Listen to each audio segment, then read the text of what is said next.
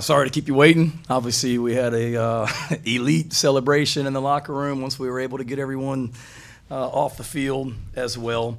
Where to begin? First of all, thank you to our fans. I'm so happy for them. They showed up, obviously, tonight, but they showed up early in the year for LSU at noon. They showed up at Ole Miss for 3:30, and we weren't able to finish and get them the win they deserved, but they showed up tonight like we knew they would as well.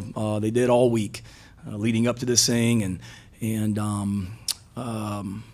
that place was rocking from the time we got here from the hotel all the way through the game. They had an impact on the game, and I'm so happy for our fans because of how they deserve this and are a true 12th man for us as well out there with the impact they make. And then just so happy for our players, especially our seniors, the guys that after last season and the disappointment of finishing 5-7 easily could have bounced and gone somewhere else, whether it be leave early for the NFL, whether it be transfer somewhere else, and they hung in there with us for nights like this. And I'm really freaking happy for them. Guys like Tonka and Boogie and Luke and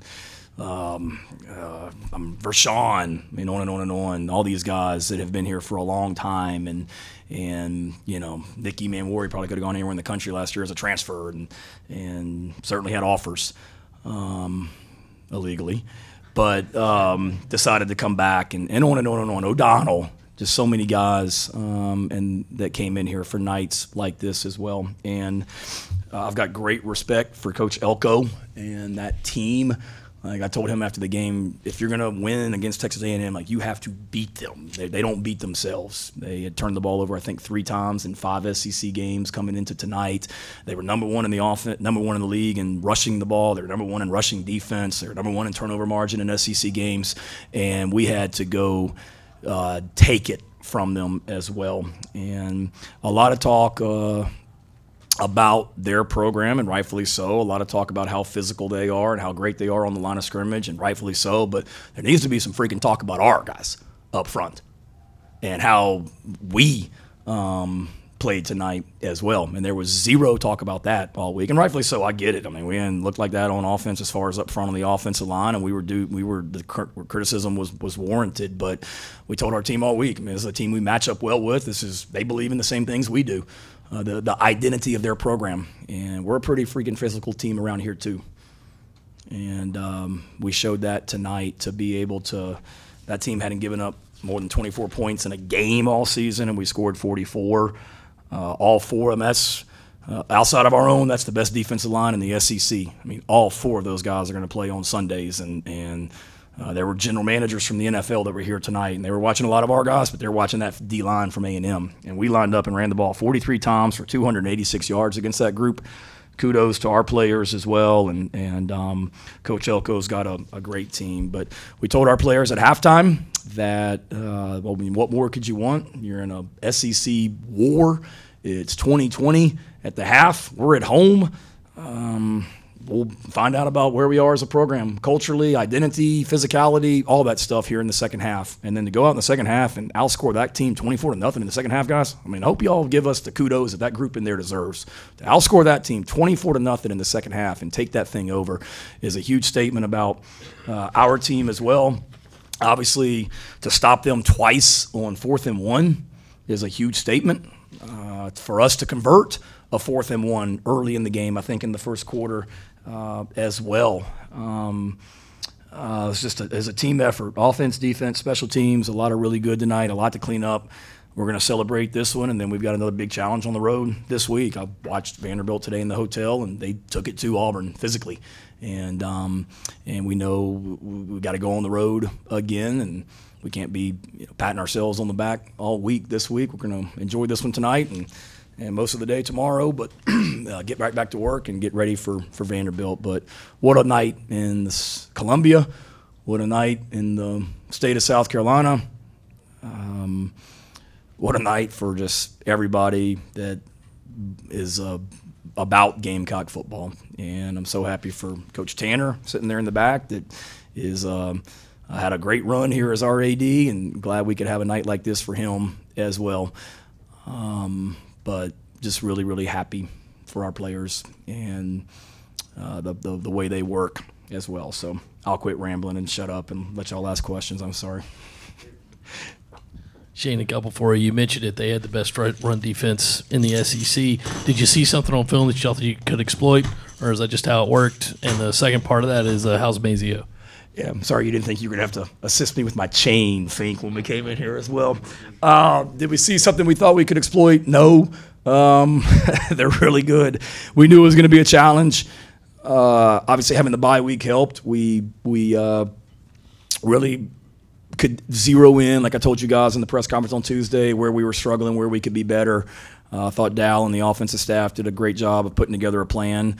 And then we told our players, I mean, this is a game like this, we need our best players to step up and play well. And you talk about Josh Simon, the individual efforts he made, Mazia, or Lenoris as well, Rocket. I mean, it's just some awesome individual efforts out there tonight. And then as far as Mazio, he's got an upper body injury. Obviously, you guys saw it. We'll see the extent of it when we get him in here tomorrow. But he was in the locker room celebrating and having a great time. So I think he's feeling pretty good right now. Shane, you mentioned the bye week. Did you see any indication that there was the potential to have this kind of night? Did I think that we would necessarily line up and run for 286 yards, have 530 yards of offense, and score 44 points against them and not give up a sack? Probably not, just to be honest. But I also, I said it to you guys in the press conference out in Norman, Oklahoma, after the game. I think, Phil, you asked me what this means, and I said it means we're one of the best teams in the SEC, and if you're one of the best teams in the SEC, you're one of the best teams in the country. And when we're playing in all three phases like that, we are. But certainly when you look at the bye week, Rick, it was, where can we be better personnel-wise? We didn't really do anything different personnel-wise. Schematically, there were a couple more things tonight. The quarterback run game a little bit would be maybe a new addition. But other than that, it was just getting right back to work and building on what we did in Oklahoma, defensively, special teams-wise, and offensively. Oh, sorry, John. What changed with the offensive line tonight? You talked about their physicality. That's something that y'all have tried to be all year. But how did it manifest itself? Was it some of the changes schematically? I don't think so. I mean, it was a whole wholesale change. I mean, we did a couple new things just where we, motion to empty and then we quarterback ran the little, what teams call like truck or pin and pull. We're getting bunch and just block down and pull people. We had some success with that. I thought we did a good job tonight of lining up and not necessarily looking to the sideline and Dow calls to play, but Lenore's doing a great job of getting to the line of scrimmage. We've got a couple options that we can do based on what they line up in and just getting ourselves in the most advantageous play because nobody had run the ball against these guys, and we knew there were going to be some ugly runs and ugly plays. So I don't think it was anything necessarily schematically. I think our guys I think I told you guys when we went to Oklahoma, there was a mindset of enough's enough. And we went out there of not finishing games and losing. And we went out to Oklahoma with that mentality. And I thought the offensive line was that way as well. They came out on Tuesday, just the way we started practice with some physical stuff at the beginning of practice, and with one-on-one, just physical old school football that my dad would be proud of, and team run where it's one offense versus one defense, and just early on Tuesday morning, within the first 10 minutes of practice, it was kind of like, ooh, like if we can maintain that intensity, we're going to wear these guys out, and there was a lot of really good tonight, no doubt. Shane, two-part question for you. Just what is the word you use to describe the feeling of getting over that hump of, after you lost to LSU, you lost to Alabama, you finally get that win that you've been needing or wanting?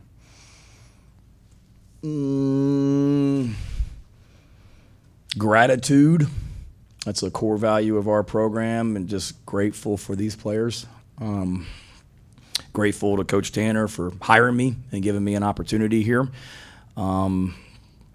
Grateful for these players and just how invested they are. And I mean, I know I say it every year to you guys, but I love coaching this group. And this team is like so much fun to be around. I mean, just the things we do off the field, the togetherness, the closeness of the team, the celebration we just had in the locker room in there. I mean, they're just so much fun. And in today's college athletics with transfer portal and NIL, it's refreshing that this is a group that just believes in one another, and I'm just so grateful to be the head coach here, so grateful to get over the hump, as you say, and have a win like this, and so grateful to get to coach these guys, and grateful to see the smiles on their faces in the locker room. Is there one key difference that you kind of noticed in the way you guys were actually able to finish this game compared to the other two games?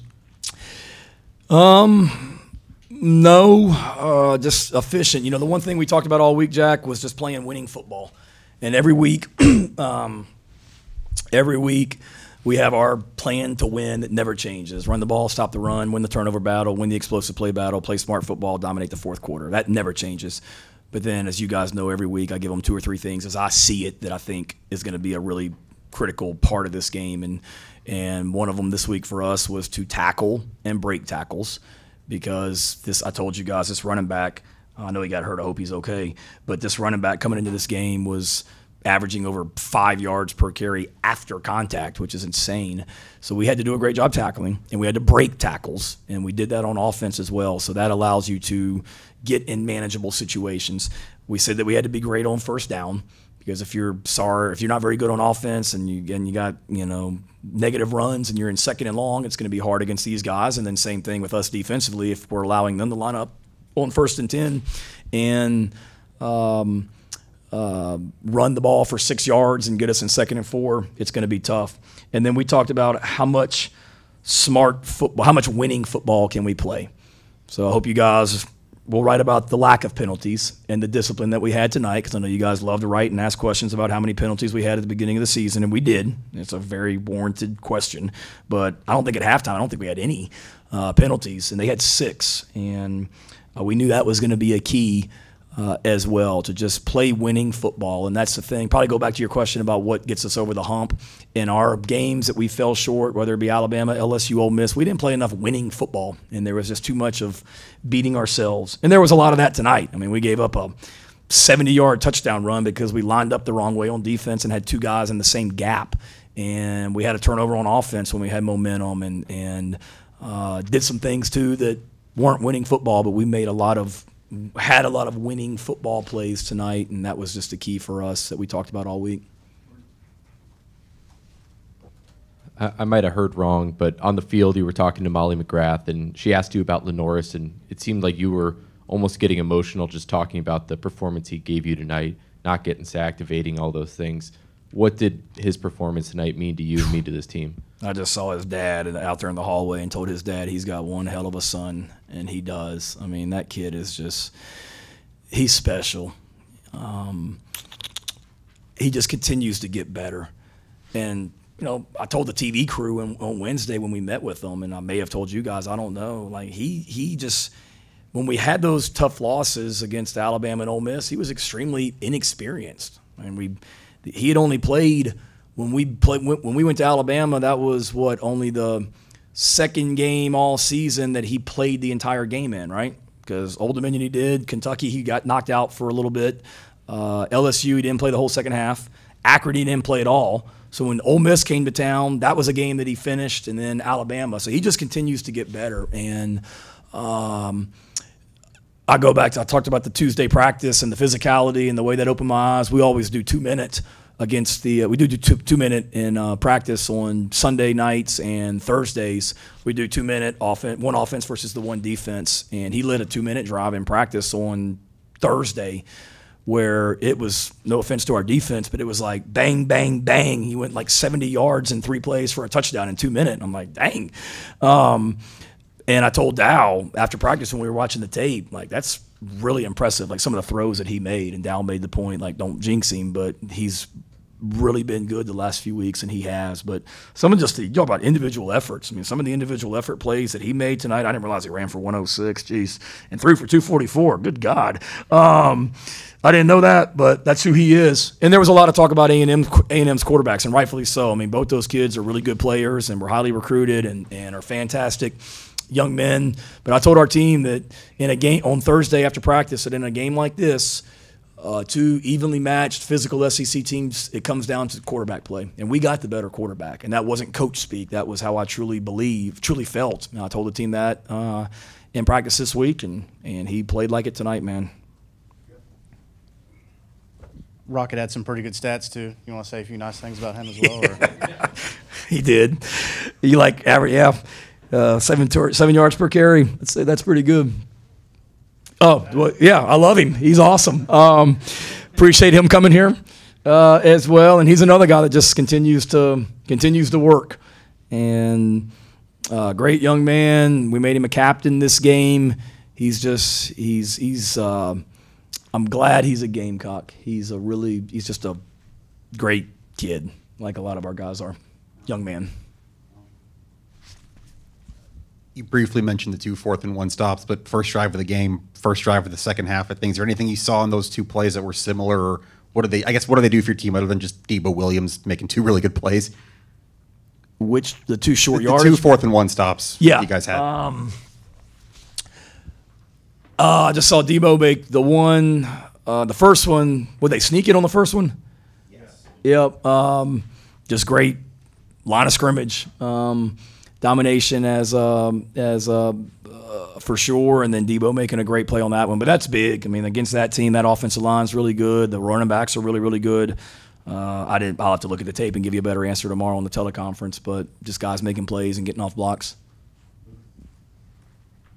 Sorry to make you say more nice things about Rocket, but so he fumbled, and then he has touchdown after touchdown after that. One, was that even mentioned at all, that kind of like using it as an example for just a goldfish memory? And if not, do you think that's just a natural reaction to your players, maybe the younger ones, looking at Rocket as an example of how to react to a mistake on the field? Yeah, I didn't say a word to him about it. He came off the field, and I was like, he knew. I mean, he's an older guy, and he's been really good. And you think about him carrying the ball 20 times tonight. That's a physical defense that we played. I mean, really physical. And there were plenty of opportunities for that ball to come out. And we spent a lot of time on ball security, and nobody felt worse about it than he did. But it was absolutely just a, don't do it again type moment as well. But I didn't worry about Rocket. Obviously, it was tough because we were up 14-3, I think, at that point, and we had just gotten the first down, and we were going in to score to maybe make it 21-3. So it came at a tough time. But those are going to happen, and we talk all the time as a team about having each other's backs. Offense, defense, special teams. Something happens, defense, you got to have our backs. Something happens, defense, offense, you got to have our backs, and then special teams as well. Hey, Coach, we talked about earlier this week the cliche, November to remember. Yep. What can a win like this do for a team that has been so close all season long to help propel them through the back half of the season? Yeah, I told the team in there, we said they'll remember November, and this is a great start for sure, but we got a lot of work to do. We've got 4 games left now, 5 straight to finish the year, so I would hope that we continue to get better each week as a team. Like I said, we got a big challenge in Nashville next Saturday. Up there as well against a really good team, and that's just got bowl eligible today, I think, with their 6th win. But for sure, for us, it's just continue to get better. And we've always been a team since I've been the head coach here that we've played our best football in November. There's a lot of reasons for that, and tonight was a huge step, but it better not be the pinnacle. We need to continue to get better, and because we got a lot of football left here this season as well.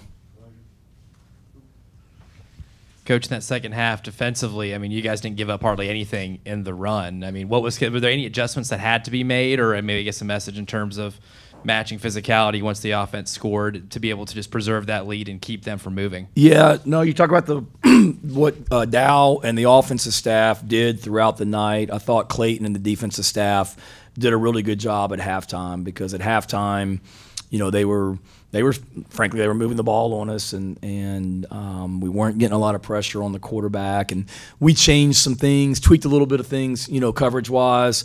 We did some stuff tonight, as you guys saw, where we, tried to get some bigger people out there where I think the first play of the game, if they were in 2 tight ends, 12 personnel, we had 3 true linebackers in the game, Bam, D-Knight, and Debo. So we did a little bit of that tonight just to try and get bigger people out there. We had some personnel groupings with multiple defensive linemen out there for sure, but I thought Clayton and those guys came in there at a half and did some good stuff. Not much just as an overall defense, but just some things coverage-wise to help us a little bit. But we didn't do a ton. I mean, we did what we did, played a lot of 3 deep and a lot of quarters coverage and just let our guys go make plays. And it was really good to see them just continue to get better and affect the quarterback there in the second half. I promise not to ask any questions about faking injuries tonight, though, but just wanted to find out and get your thoughts about you were able in both halves to take that first drive, have a great drive for a touchdown, then turn around and follow it up with a great defensive 4th and less than a yard stops there, which led to other points too. But can you talk a little bit about that? Yeah, huge. Certainly they won the toss and deferred, so our offense goes out there, and anytime we're able to take the ball down the field and score. We've been pretty good around here when we score first, and then to be able to just play complementary football. Offense at halftime, like I said, we told our guys that we'll find out a lot about our team, our program here in the second half. Do we continue to get better? We got them right where we want them, and we did a great job of starting the second half, getting a stop and getting a score and getting a lead right there as well. So just proud of our guys, the way they finished. And like I said, we talked all week. We just got to finish, and that's what we told them at halftime. Here we are. It's 2020. It's a war. We're throwing punches back and forth. It's a battle. 2 really good teams going at it. And now the key for us is going to be to finish, and they absolutely did. Thank you, Coach. Yep. Thank you, guys. Somebody gave it to me during the field storming. And I was like, I can't take your chain, man. Like, keep it. He's like, no, I want you to have it. I'm like, no, seriously, keep it. And he's like, no, I want you to have it. So here's my chain. Thank you to whoever gave this to me out on the field.